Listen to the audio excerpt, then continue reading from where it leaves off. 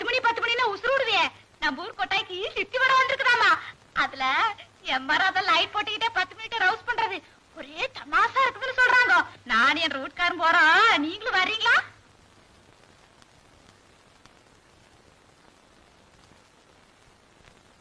நான் வரலடி அம்மா. எங்க வீட்டுக்காருக்கு 1008 வேலை இருக்கும். பொண்டாட்டிய சினிமா கூட்டு போற அளவுக்கு அவருக்கு எது நேரம்? அட அவருக்கு நேரம் இல்ல சொல்லிடு, நீ வா. 3 நேரமா போவா.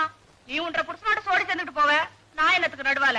அப்படி அந்த சினிமா பாக்கலன்னா குடிய முழிய போவோம். என்னடா அது குதிரை கொம்பு வச்ச கதையா பேசிட்டு இருக்க?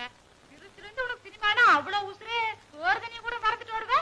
இப்ப என்னடா கல்யாணத்துக்கு அப்புறம் ஒரு சினிமா கூட வரமாட்டேங்கிற? அது சரி, அப்ப இருந்தாப்பல எப்போ இருக்க முடியுமா? அன்னைக்கு புருஷன் வீட்டுக்கு போறங்கிற தைரியத்துல பெத்தவங்களை கூட மதிக்காம நடந்துக்கிட்டேன். ஆனா இன்னைக்கு புருஷனை விட்ட வேற கதி.